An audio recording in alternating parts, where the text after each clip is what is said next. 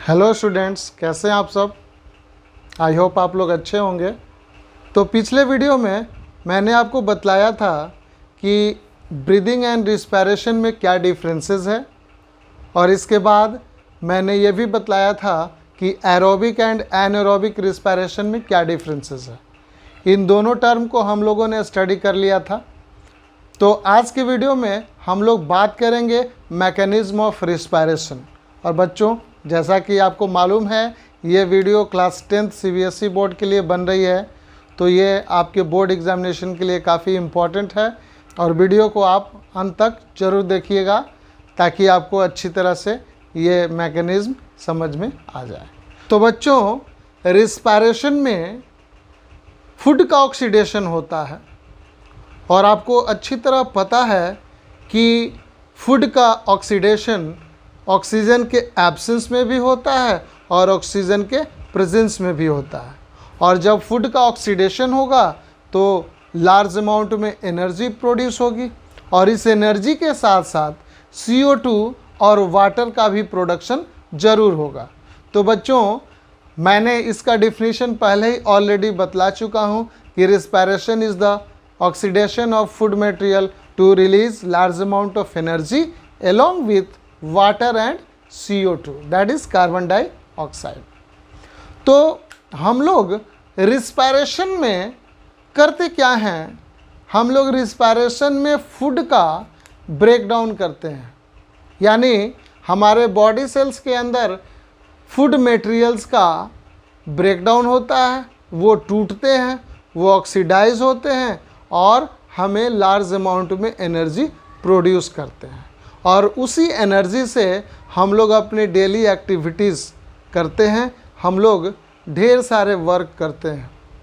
तो बच्चों, रिस्पायरेशन एक ऐसा प्रोसेस है जिसमें ग्लूकोज का ब्रेकडाउन होता है, और ग्लूकोज ही एक सिंपल शुगर है। आपको पता है कि ग्लूकोज क्या है? सिंपल शुगर है। Glucose is the simple carbohydrate. Glucose का ऑक्सीडेशन होना ज़रूरी है, और ये ग्लूकोज आया कहाँ से है? तो ये ग्लूकोज डाइजेशन के कारण आया है। हमारे एलिमेंट्री कैनाल में फूड मटेरियल का डाइजेशन हुआ है, और उस डाइजेशन के बाद जो न्यूट्रिएंट्स सिंपल फॉर्म में चेंज हुए थे, वही न्यूट्रिएंट्स सेल में डिपॉजिट भी हुए थे, और वही न्यूट्रिएंट्स ऑक्सीजन के प्रेजेंस में ग्लूकोज के फॉर्म में कन्वर्ट होंगे, टूटेंगे, ब्रेक डाउन होंगे, और हमें लार्ज अमाउंट में एनर्जी प्रोड्यूस करेंगे।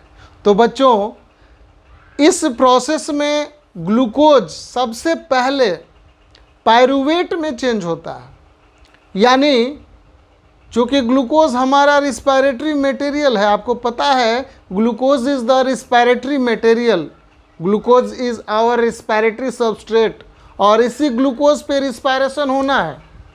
यानी बॉडी के अंदर जब तक ग्लूकोज है, जब तक कार्बोहाइड्रेट है, रिस्पायरेशन सबसे पहले कार्बोहाइड्रेट पे होगा, और जब कार्बोहाइड्रेट ख़त्म हो जाएगा, कंज्यूम हो जाएगा, तो बॉडी सेल के अंदर यदि कोई कार्बोहाइड्रेट नहीं होगा तो फिर रिस्पायरेशन फैट पे होगा।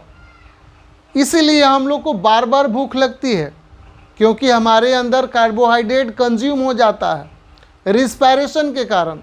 इसलिए हम लोग कई बार खाना खाते हैं, कई बार कुछ ना कुछ खाते रहते हैं ताकि हमें एनर्जी मिलती रहे। तो बच्चों, अगर ग्लूकोज पायरूवेट या पायरूविक एसिड में कन्वर्ट होता है तो इस प्रोसेस को हम लोग ग्लाइकोलाइसिस कहते हैं। इसको आप याद करिएगा, बहुत ही इंपॉर्टेंट है। The conversion of glucose into pyruvate और pyruvic acid is known as glycolysis.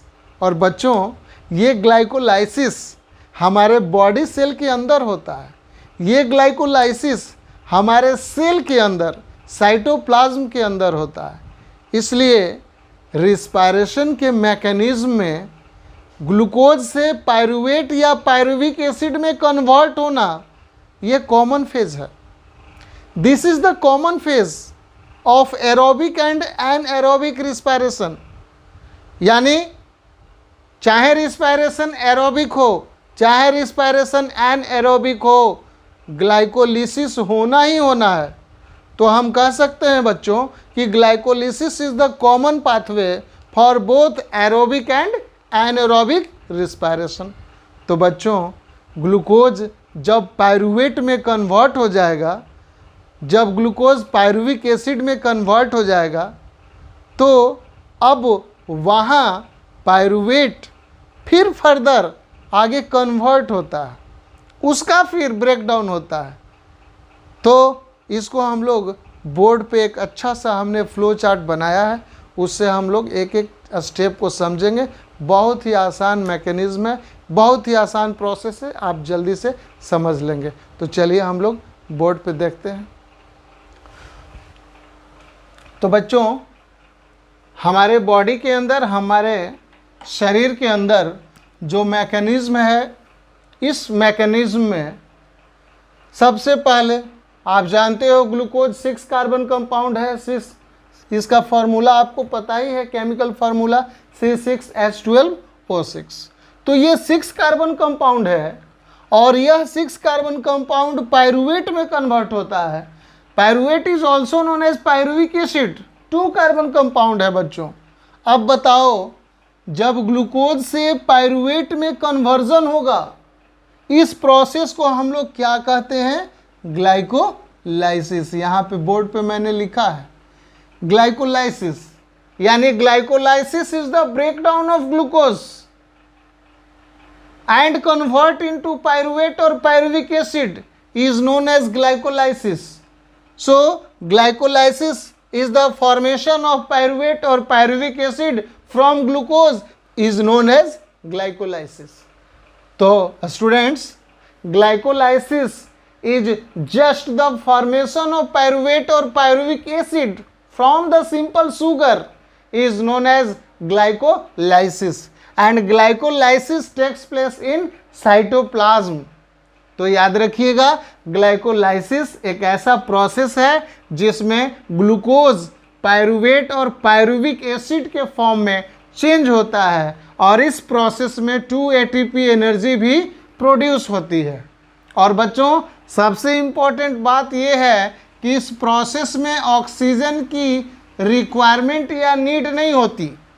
यानी जब ग्लूकोज पायरुवेट में या पायरुविक एसिड में कन्वर्ट होता है तो यहाँ किसी भी प्रकार की ऑक्सीजन की ज़रूरत नहीं होती है। तो अब बतलाइए, जब भी ग्लूकोज हमारे बॉडी सेल के अंदर पायरुवेट में कन्वर्ट होगा, वहाँ किसी भी ऑक्सीजन की आवश्यकता नहीं है। और जब किसी भी ऑक्सीजन की आवश्यकता नहीं है तो बच्चों ये ना तो एरोबिक है ना एनारोबिक है। इसीलिए इस फेज को, रिस्पायरेशन का जो पहला फेज है, इस फेज को ग्लाइकोलाइसिस बोलते हैं। और इस फेज में ऑक्सीजन की कोई रिक्वायरमेंट नहीं होती है, ऑक्सीजन की कोई नीड नहीं होती है, क्योंकि यह प्रोसेस साइटोप्लाज्म में होता है। और इस प्रोसेस को करने में ढेर सारे एंजाइम्स की ज़रूरत होती है। बच्चों ऐसा नहीं है कि ग्लूकोज को लिख दिए, एरो बनाकर पायरुवेट में चेंज हो गया, नहीं, इसमें बहुत सारे एंजाइम्स की रिक्वायरमेंट होती है। आपको पता है कि रिस्पायरेशन में एंजाइम्स क्या करते हैं? अलग अलग इस कंपाउंड को, ग्लूकोज कंपाउंड को फर्दर आगे कन्वर्ट करते हैं डिफरेंट कंपाउंड में।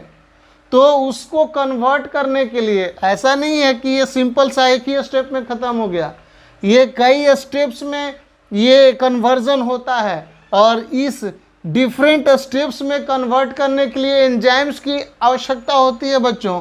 तो आप जान लो कि ग्लूकोज जब पायरुवेट या पायरुविक एसिड में कन्वर्ट होता है तो इस प्रोसेस में 2 ATP का फॉर्मेशन होता है और इस प्रोसेस में ऑक्सीजन की ज़रूरत नहीं होती है और ये प्रोसेस होता है साइटोप्लाज्म में। तो आप याद कर लोगे व्हाट इज ग्लाइकोलाइसिस।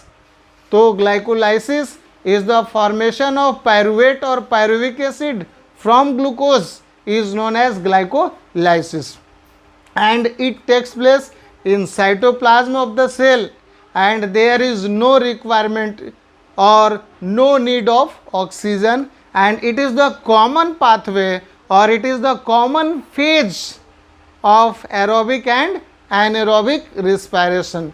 तो ये किसी भी रिस्पायरेशन के लिए ये कॉमन फेज है। तो सबसे पहला जो फेज होता है that is known as glycolysis, और ग्लाइकोलाइसिस के बाद जो हमें पायरुविक एसिड या पायरुवेट मिलकर बनता है, जो पायरुवेट हमें प्राप्त होता है, वो पायरुवेट फिर टूटता है, फर्दर डिकम्पोजिशन होता है, उसका मेटाबॉलिज्म होता है और वह फाइनली हमें टूटकर एनर्जी देता है।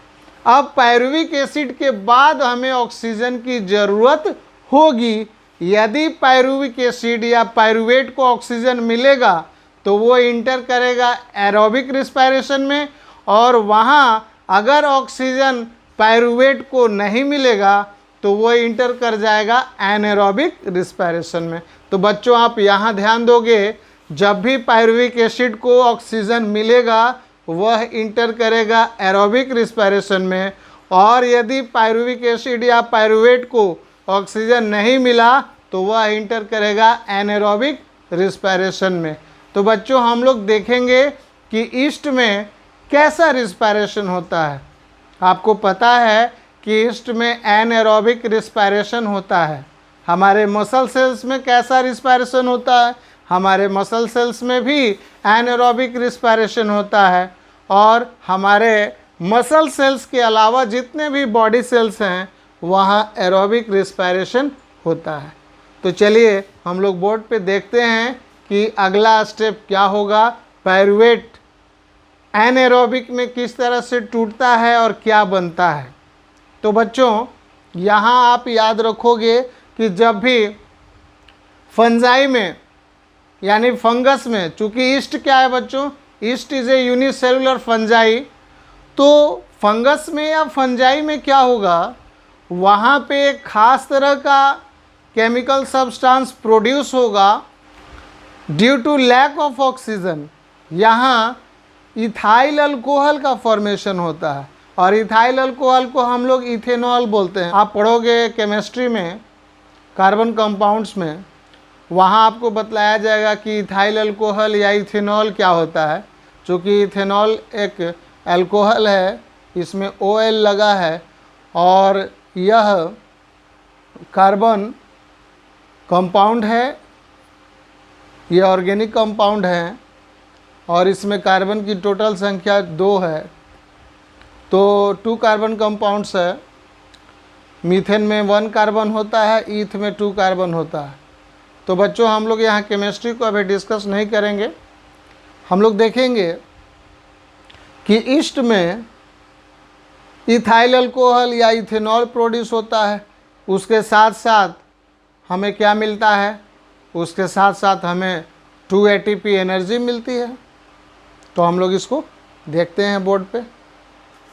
तो बच्चों मैंने यहाँ लिखा है in absence of oxygen in east that is unicellular fungi. आपको पता है कि ईस्ट क्या है, यूनिसेलुलर फंजाई है, और इस प्रोसेस में ऑक्सीजन के एब्सेंस में पायरुविक एसिड क्या हो रहा है, पायरुवेट और पायरुविक एसिड 2 कार्बन कंपाउंड है, यह इन एब्सेंस ऑफ ऑक्सीजन किस में कन्वर्ट हो रहा है बच्चों, इथेनॉल में। और इथेनॉल का फॉर्मूला है C2H5OH। OH यदि लगा है, फंक्शनल ग्रुप है OH। OH क्या है, फंक्शनल ग्रुप है अल्कोहल का। तो जहाँ भी OH लगा होगा वो अल्कोहल होगा। इथेनॉल IUPAC नाम है, और इसको कॉमनली हम लोग इथाइल अल्कोहल कहते हैं। तो इथेनॉल के साथ साथ क्या बनता है, कार्बन डाइऑक्साइड बनता है, और इसके साथ साथ 2 ATP एनर्जी प्रोड्यूस होती है। तो आप याद रखोगे कि जब भी पायरुवेट या पायरुविक एसिड के कन्वर्जन के बाद यदि ऑक्सीजन एब्सेंट होता है ईस्ट में, तो वहाँ कौन सा प्रोडक्ट बनेगा, वहाँ इथेनॉल बनेगा, कार्बन डाइऑक्साइड बनेगा, और 2 ATP एनर्जी रिलीज़ होगी। और इस प्रोसेस को बच्चों हम लोग बोलते हैं अल्कोहलिक फर्मेंटेशन, यानी शराब इसी प्रोसेस से बनाई जाती है। और इस प्रोसेस का यूज़ जो है वाइन इंडस्ट्री में की जाती है। अल्कोहलिक फर्मेंटेशन हम लोग इसको बोलते हैं। अब नेक्स्ट क्या है, यदि पायरुवेट और पायरुविक एसिड को मसल सेल में क्या हुआ, हमारे मसल में, हमारे मसल्स में यदि ऑक्सीजन नहीं मिला, मान लीजिए हम लोग पहाड़ पे चढ़ रहे हैं, मान लीजिए हम लोग ऊंचे पहाड़ पे चढ़ रहे हैं, क्लाइंब कर रहे हैं, दौड़ रहे हैं, खेल रहे हैं, अचानक जो है 10 किलोमीटर पैदल चल दिए, ठीक है। तो मान लीजिए आप कोई विग्रस एक्सरसाइज कर रहे हैं जिसमें आपको एनर्जी की डिमांड अधिक है, आपके बॉडी को बहुत ज़्यादा एनर्जी चाहिए, आप ऐसा काम कर रहे हैं कि उसमें एनर्जी की आवश्यकता है, तो भाई बॉडी को एनर्जी चाहिए और एनर्जी के लिए ऑक्सीजन चाहिए। ऑक्सीजन मिलेगा तब ना न्यूट्रिएंट कंप्लीटली टूटेगा। तो जब ऑक्सीजन मिलेगा ही नहीं सफिशिएंट अमाउंट में, तो वहाँ पे स्टोर्ड ग्लूकोज कैसे टूट जाएगा कंप्लीटली। तो यहाँ भी क्या होता है, एनारोबिक रिस्पायरेशन होता है हमारे मसल सेल में, और यहाँ पे इथाइल अल्कोहल न बन के यहाँ पे लैक्टिक एसिड बनता है, और लैक्टिक एसिड भी 2 कार्बन कंपाउंड है, और इसके साथ साथ एनर्जी प्रोड्यूस होती है, और इसको हम लोग बोलते हैं लैक्टिक एसिड फर्मेंटेशन। ठीक है बच्चों, तो फर्मेंटेशन 2 टाइप का हो गया, एक अल्कोहलिक फर्मेंटेशन और दूसरा लैक्टिक एसिड फर्मेंटेशन। और याद रखोगे ये केस हम लोग के साथ होता है, स्पोर्ट्समैन के साथ होता है। लैक्टिक एसिड जब हमारे पैर या हाथ के मसल्स में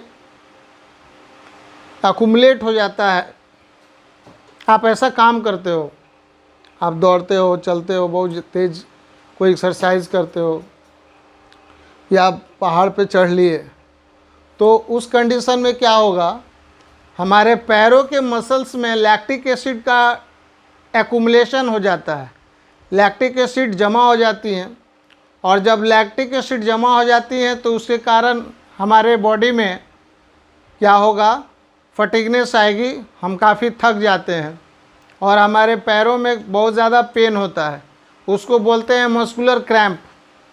तो मस्कुलर क्रैम्प इसी एक्युमुलेशन ऑफ लैक्टिक एसिड के कारण होता है।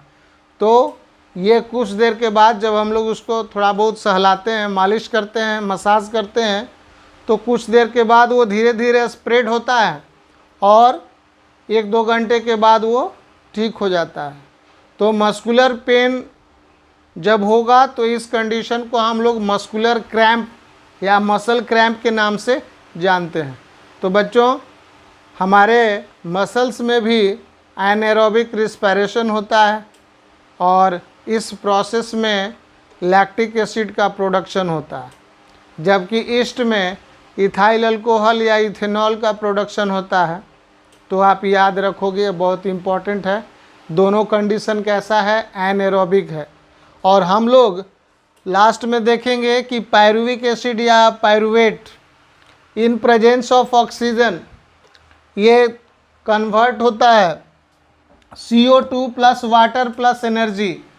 तो ये प्रोसेस हमारे बॉडी सेल्स में होता है, यानी मसल्स को छोड़ दें, नॉर्मली मसल्स को छोड़ दें तो हमारे बॉडी के अंदर, हमारे बॉडी सेल्स के अंदर एरोबिक रिस्पायरेशन होता है, और एरोबिक रिस्पायरेशन होता है तो उसमें ग्लूकोज कंप्लीटली टूटता है, पायरुवेट कंप्लीटली टूटता है, कन्वर्ट होता है, और ये ऑक्सीजन के प्रेजेंस में होता है। यहाँ CO2 वाटर और 38 ATP के रूप में हमें एनर्जी प्रोवाइड करती है। और बच्चों, एक्चुअली में ये प्रोसेस जो फाइनल एनर्जी का प्रोडक्शन होता है वो माइटोकॉन्ड्रिया में होता है। तो आप याद रखोगे, मैंने पिछले वीडियो में भी बतलाया था कि एक्चुअली में रिस्पायरेशन सेल के अंदर होता है। चूँकि आप देख रहे हो ग्लाइकोलाइसिस कहाँ हो रहा है, साइटोप्लाज्म में, यानी सेल के अंदर हो रहा है। तो जब ग्लूकोज कन्वर्ट हो गया पायरुवेट में सेल के अंदर, that is known as cytoplasm, तो अब ये पायरुवेट क्या होगा, ये ऑक्सीजन जब इसको मिलेगा तो ये सीधे इंटर कर जाएगा माइटोकॉन्ड्रिया में, और माइटोकॉन्ड्रिया के अंदर क्या होगा, ये पायरुवेट फर्दर चेंज होगा और CO2 और वाटर के रूप में प्रोड्यूस होगा और ढेर सारी एनर्जी, हमें लार्ज अमाउंट में एनर्जी मिलेगी 38 ATP। तो माइटोकॉन्ड्रिया एक्चुअली हम लोग उसे powerhouse of the cell भी कहते हैं, क्योंकि माइटोकॉन्ड्रिया के अंदर ही एनर्जी का प्रोडक्शन होता है और ये जितना भी सेलुलर रिस्पायरेशन का काम है ये सारा का सारा कहाँ होता है, सेल के अंदर होता है। और जो एनर्जी का प्रोडक्शन है वो एक्चुअली एक खास तरह के सेल ऑर्गेनेल में होता है, that is known as mitochondria. तो आप माइटोकॉन्ड्रिया याद रखोगे, माइटोकॉन्ड्रिया में ही ATP बनती है। तो आप याद रखोगे कि एरोबिक रिस्पायरेशन में 38 ATP का प्रोडक्शन होता है और इसमें CO2 और वाटर का फॉर्मेशन होता है। मसल सेल में लैक्टिक एसिड एंड एनर्जी का प्रोडक्शन होता है और फंजाई में या ईस्ट में इथेनॉल, कार्बन डाइऑक्साइड और ट्रू ATP का फॉर्मेशन होता है। तो बच्चों ये इस बात को आप याद रखोगे और जो भी मैंने बतलाया है इसको आप नोट कर लीजिए, है ना। ये टोटली NCERT सिलेबस से हम लोग लिए हैं इसको और बहुत ही इम्पोर्टेंट है एग्जामिनेशन पॉइंट ऑफ व्यू से। मैंने एक बात लिख दिया है, यहाँ लिखा है फॉर्मेशन ऑफ पायरुवेट और pyruvic acid from glucose is called glycolysis. Glycolysis is the common pathway for both aerobic and anaerobic respiration. तो बच्चों आप याद रखोगे, पायरुवेट को यदि ऑक्सीजन नहीं मिला तो ईस्ट में क्या होगा, इथेनॉल बन जाएगा, CO2 बन जाएगा, 2 ATP एनर्जी देगा। यदि हमारे मसल्स को, हमारे अंदर ह्यूमन बॉडी में मसल्स को यदि ऑक्सीजन नहीं मिला तो क्या बनेगा, पायरुवेट कन्वर्ट हो जाएगा लैक्टिक एसिड में और हमें एनर्जी प्रोड्यूस करेगा जो कि लेस अमाउंट में मिलेगा। और हमारे अदर बॉडी सेल्स में क्या होगा, ऑक्सीजन के प्रेजेंस में होगा, प्रोड्यूस करेगा CO2, वाटर और एनर्जी हमें मिलेगा 38 ATP। ठीक है बच्चों, तो ये ओवरऑल एक प्रोसेस होता है। आप जान गए कि ग्लूकोज का ऑक्सीडेशन कैसे होता है। ये ओवरऑल ऑक्सीडेशन है कि ऑक्सीडेशन कैसे होता है, ऑक्सीजन के प्रेजेंस में क्या बनता है, ऑक्सीजन के एब्सेंस में क्या बनता है, ये हम लोगों ने देख लिया है और ये काफ़ी इम्पॉर्टेंट टॉपिक है। इसको आप ज़रूर देखिए, इसको आप नोट कर लीजिए और याद कर लीजिएगा। ठीक है बच्चों, तो वैसे जो भी बच्चे जो मेरे चैनल पे बिल्कुल नए हैं, अभी अभी वो वीडियो देख रहे हैं, तो वीडियो अच्छा लगा हो तो प्लीज़ मेरे चैनल को सब्सक्राइब कर लीजिएगा, वीडियो को अधिक से अधिक अपने दोस्तों में शेयर कीजिएगा और लाइक का बटन ज़रूर दबाइएगा। और साथ साथ सब्सक्राइब के बाद आप बेल आइकन ज़रूर दबाइएगा। बेल आइकन में एक ऑप्शन आता है ऑल का, और ऑल का जैसे ही आप आइकन दबाएंगे, प्रेस करेंगे, तो जब भी मैं वीडियो को अपलोड करूंगा तो आपको जल्दी से जल्दी नोटिफिकेशन मिल जाएगा और आपको वीडियो की जानकारी हो जाएगी।